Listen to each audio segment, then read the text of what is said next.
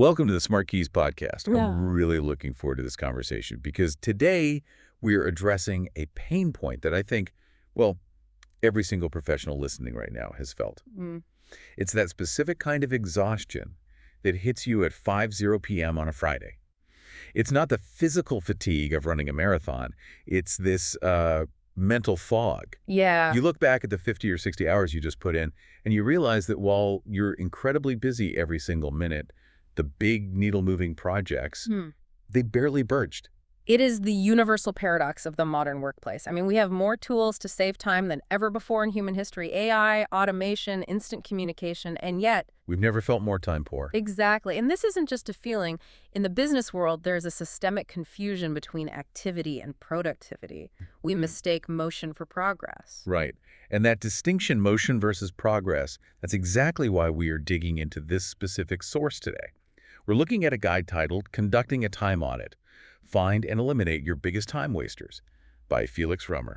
And we should be clear. Yeah, I want to be clear right off the top. This isn't a life hack episode. We aren't talking about waking up at 4 a.m. to take ice baths or, color coding your bookshelf. No, absolutely not. This is about strategic resource management. If you're a professional, your attention is your most valuable capital. Okay.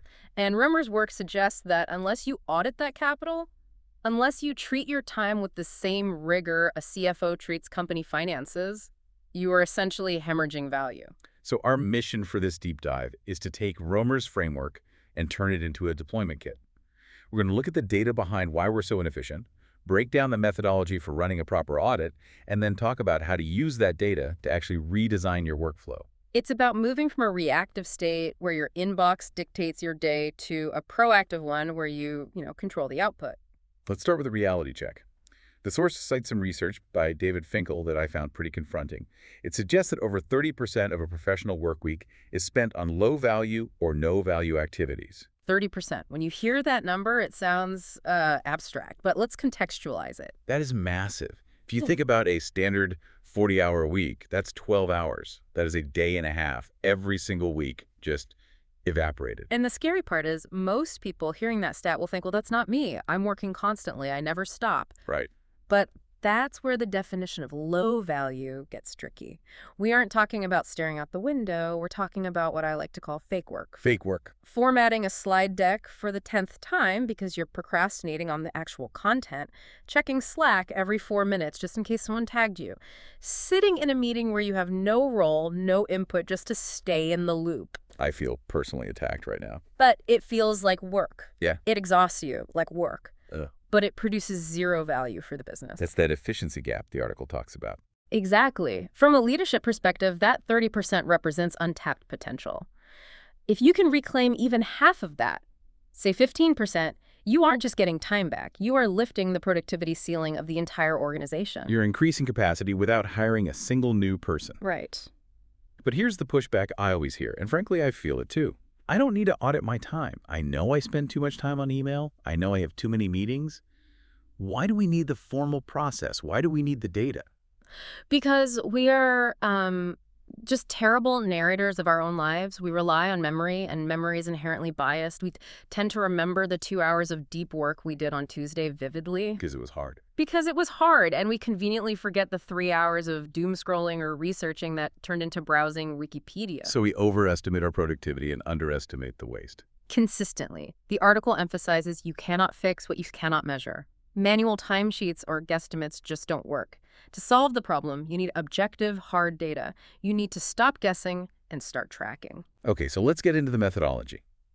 How do we actually do this without it becoming a huge burden? Because if the solution to I'm too busy is do this extra task that takes an hour a day, Nobody's going to do it. nobody is going to do it. And Römer addresses that.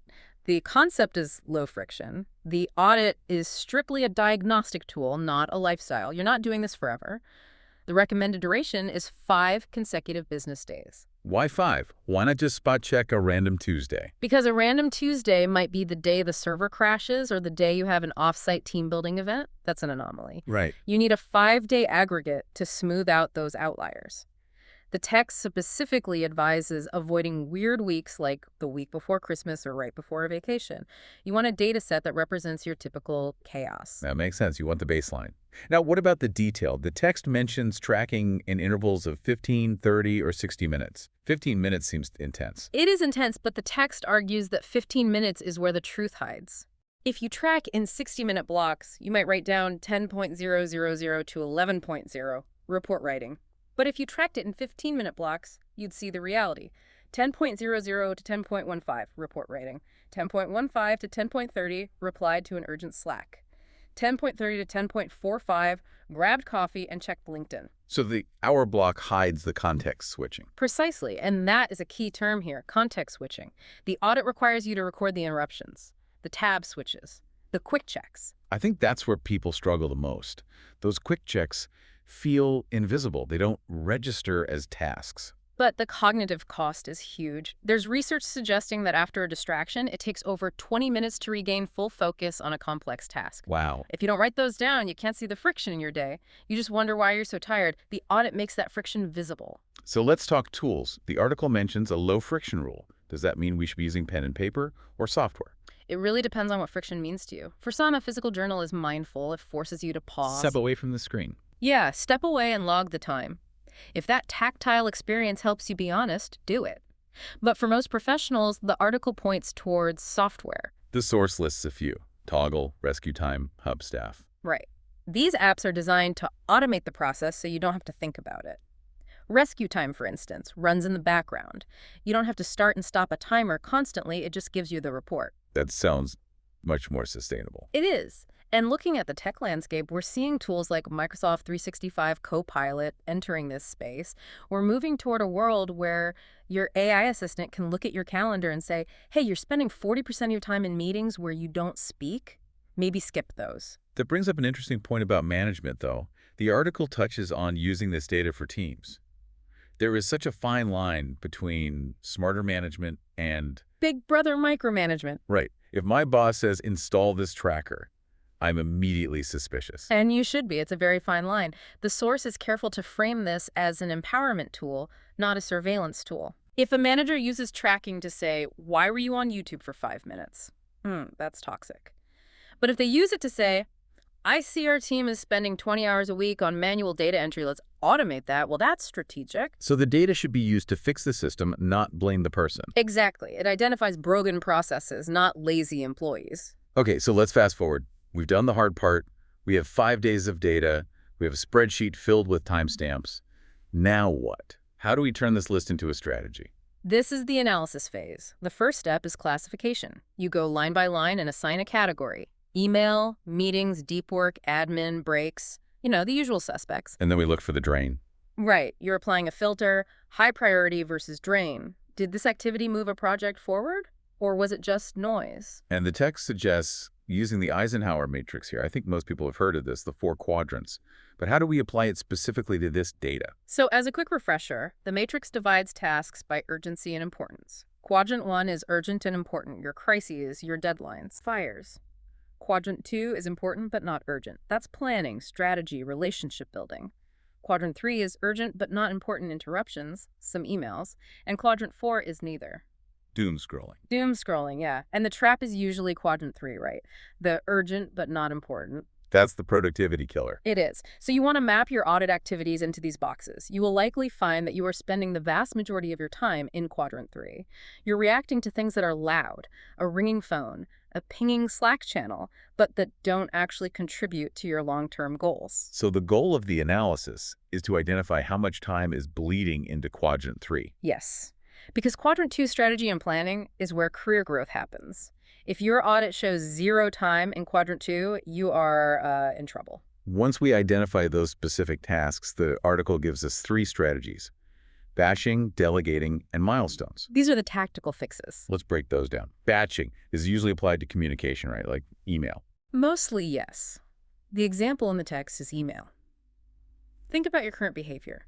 You probably keep your inbox open all day. Every time a notification slides in, your eyes dart over. That's a micro-interruption. Oopsie. Batching says, close the inbox, turn off the notifications, schedule 2 or 3 30-minute blocks per day to process email, You do it all at once. It sounds terrifying to people who feel they need to be always on. What if I miss something urgent? The reality, and the data supports this, is that very few things require a response in under 60 minutes. By grouping these tasks, you eliminate that context switching cost we talked about. You reclaim your cognitive bandwidth. Okay, strategy 2, delegating.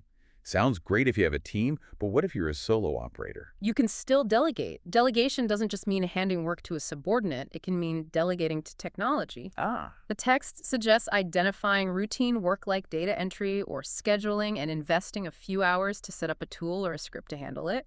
You spend 2 hours now to save 2 hours every week forever. High leverage work. And the third strategy, milestones. How does this help with time wasting? This addresses the psychology of procrastination. Often we waste time because a task feels too big, so we avoid it. Right, we do fake work instead. Milestones are about breaking the project into estimated hours. If you know a task takes 4 hours and you schedule a 4-hour block, you create a container for the work. It makes progress visible. It stops that feeling of, I worked all week but finished nothing. Exactly. It makes the intangible tangible. I want to ground this in some examples from the text. The article mentions a freelancer example that I thought was really relatable. Yes, the graphic designer case study. This is someone who felt incredibly busy but realized their income wasn't reflecting their hours. The audit revealed the leak, non-billable research. The rabbit hole. You start looking for a font and end up reading about the history of typography for 3 hours. Precisely. It felt like work, but it wasn't billable. The solution was strict batching. They limited admin work and research to specific windows. The result, they reclaimed hours that could be sold to clients. It was literally finding money in the schedule. There was also a student example, which I think applies to anyone studying for a certification or learning a new skill. The student found that their study blocks were actually 50% social media, and the fix was interesting. They didn't ban social media, they scheduled it. That's a key psychological distinction. It is. If you tell your brain no social media ever, your brain rebels. If you say, not now, but at 4:00 p.m. you can scroll for 20 minutes, it's much easier to maintain focus. I want to pivot back to the team environment. The article mentions using visualization tools like Lucidchart. How does that work? This is for the systems thinkers. If everyone on a team does a lightweight audit, you can map the workflow. You can use a tool like Lucidchart to overlay the time data onto a process map. You might see that every time a project hits the approval stage, it sits there for 3 days. That's a bottleneck. It's a bottleneck that's costing money. By visualizing it, you stop arguing about opinions. I think the process is slow, and you start solving the data. The process halts at step 4. That changes the culture.